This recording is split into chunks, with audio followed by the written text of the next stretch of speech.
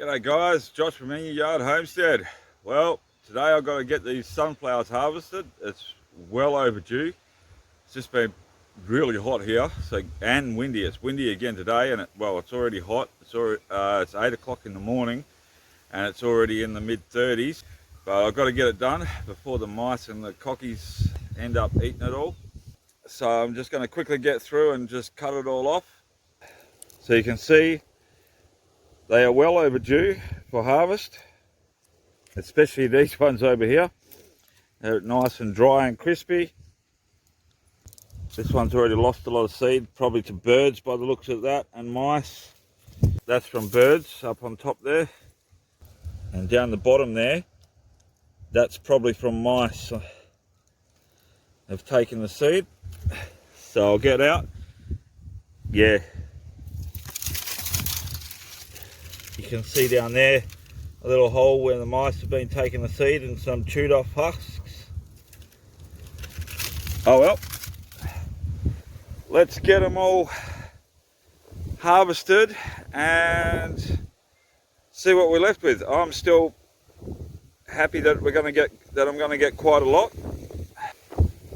So I've just got some secateurs.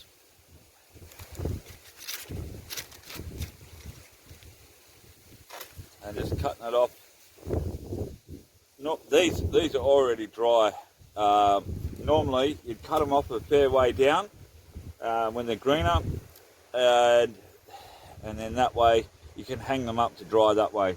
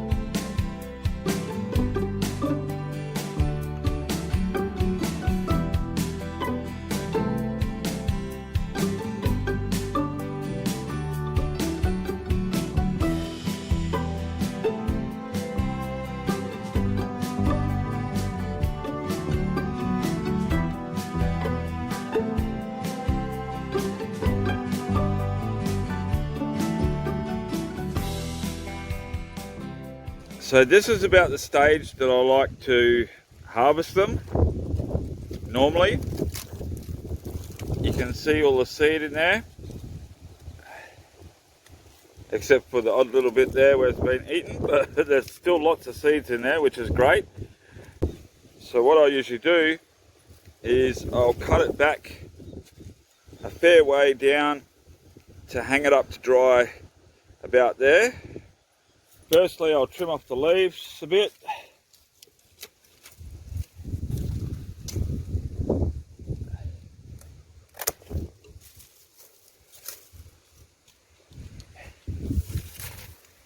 And then you can see there's a decent bit of stem that I can tie some twine on to hang it up to further dry out. You could also pull the seed out now and lay it out somewhere to dry, but it's better off just to hang it up and dry it that way, I reckon. So this is typical galah or cockatoo damage, all this up here. Then this bit here is most likely mice, but that's definitely that's definitely cockatoo damage.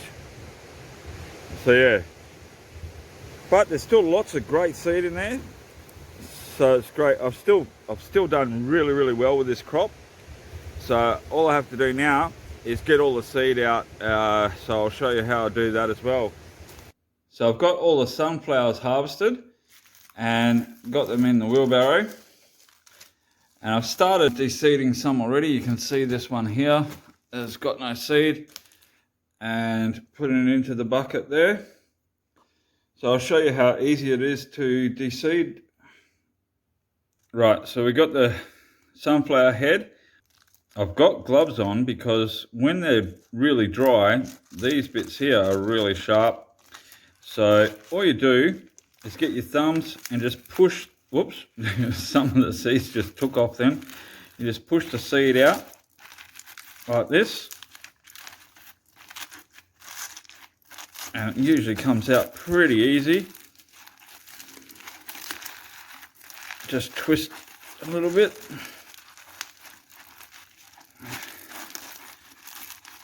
Turn it around so it might fall out a bit easier. Yeah, you can see they're coming out quite easily. You just continue to do that until they all come out. Usually the ones in the center aren't very good, so not always. Sometimes they are good, and sometimes they're not. So that's pretty much, there we go. That's one done. All right, here's another one. Once you get it started, it's usually pretty easy. It just comes off. They just come right out easy enough.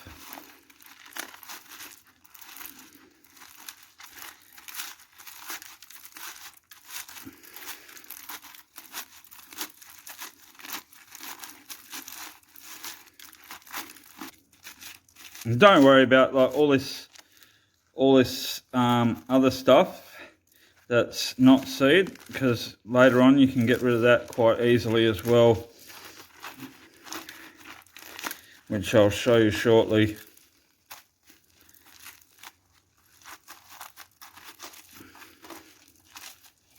Okay, there's another one. All right, so I'll show you the next step. I've got enough seed here, so you can see all the nice black seeds, but there's still a lot of the brown bits of junk that we don't want in there, and there's probably hollow seeds like that don't have anything in them that are no good as well.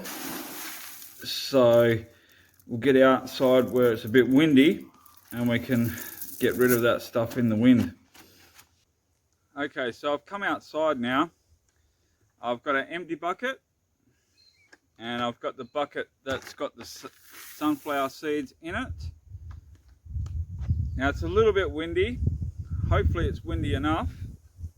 And all I do is one bucket's on the ground, and the other bucket you just stand up and you can see all the light stuff gets blown away, but all the seed falls into the bucket. You just do it nice and slowly, and you do have to do it a couple of times. If the wind drops off like now, you'll still get some stuff in. So you just wait till the wind comes and keep going with it. And if you've got bigger stuff in there, you can pull that out by hand as well. That'd be right, the wind's dropped off. That's better. Whoop, that's a bit windy. That blew some of the seed away. That's where you have to be careful, because if it's too windy, it will blow your seed away as well. It's a bit of a trick to it to make sure it's not too windy. You can set up a fan to the right speed that you need as well and do it that way as well to blow off. So you can see there's still quite a bit of stuff in there, so we'll have to do it again. But that's where you just swap buckets and go again.